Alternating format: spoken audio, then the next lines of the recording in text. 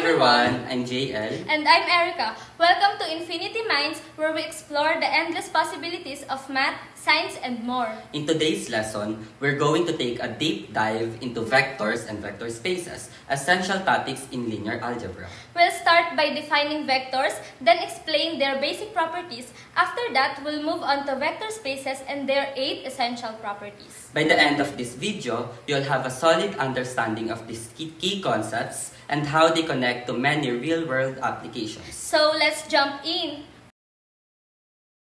Let's begin with the most fundamental idea. What is a vector? In mathematics, a vector is a quantity that has both magnitude and direction. It can be represented visually as an arrow, where the length represents how big it is and the direction shows where it's pointing.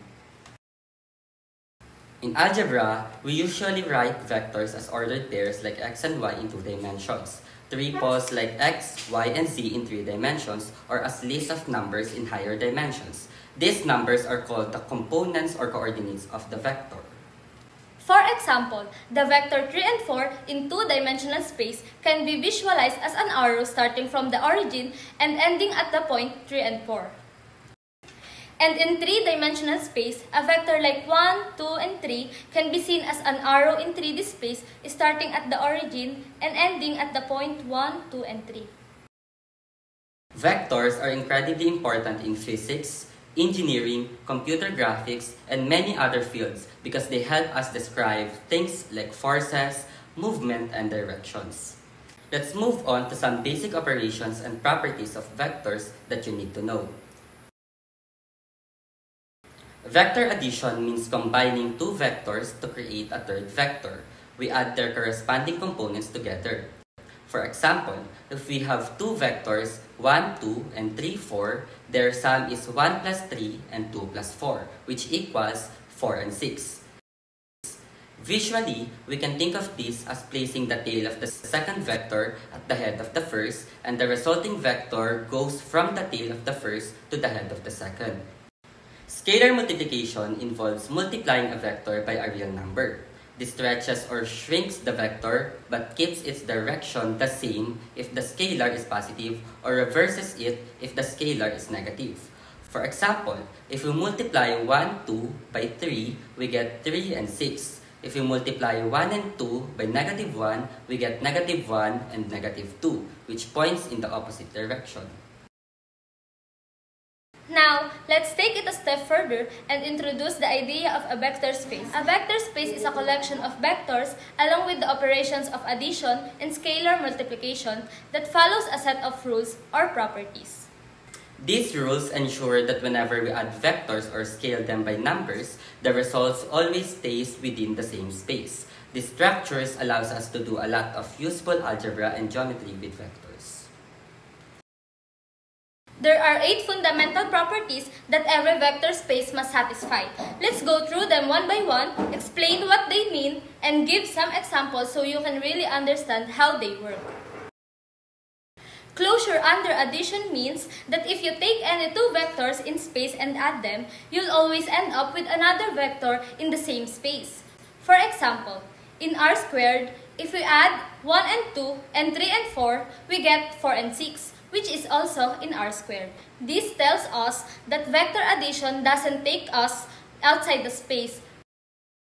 The second property is closure under scalar multiplication.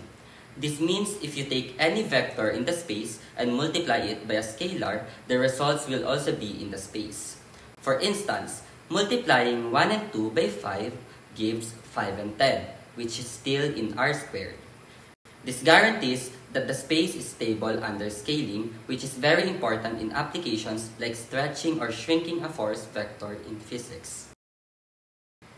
The third property is associativity of addition. This property says that if you're adding 3 vectors together, it doesn't matter how you group them, you'll always get the same result. For example, if you have vectors 1, 0, 0, 1, and 2 and 2, adding them as quantity of 1 and 0, 0, 1, plus 2 and 2, or as 1 and 0, plus quantity of 0, 1, plus 2 and 2, both give 3 and 3. The fourth property is commutativity of addition.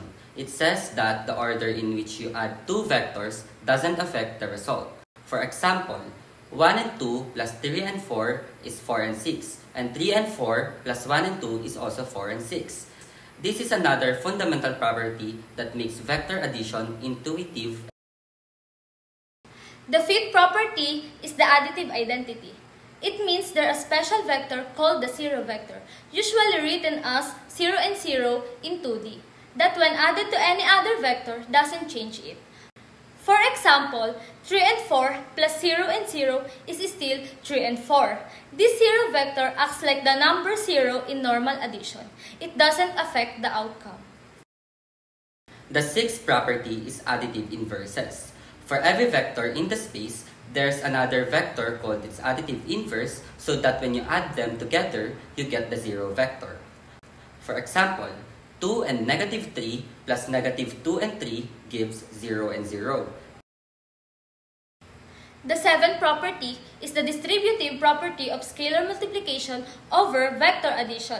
This says that if you multiply a scalar by the sum of two vectors, it's the same as multiplying the scalar by each vector first and then adding the results. For example, 2 times the sum of 1, 2 and 3, 4 is the same as 2 times 1, 2 plus 2 times 3, 4. Both ways give us 8 and 12. The last property is the distributive property of scalar addition over vectors. It says that if you add two scalars first and then multiply by a vector, it's the same as multiplying each scalar by the vector separately and then adding the results. For example, 2 plus 3 times 1 and 2 is 5 times 1 and 2, which is 5 and 10. This is the same as 2 times 1 and 2 plus 3 times 1 and 2, which also gives 5 and 10. And that wraps up our journey through vectors, vector spaces, and the properties that define them. If you enjoyed this lesson, don't forget to hit the like button, share this video with your friends, and subscribe to Infinity Minds for more educational content. We'd love to hear your thoughts or questions, so feel free to leave a comment below. We'll see you in the next episode. Thanks for watching!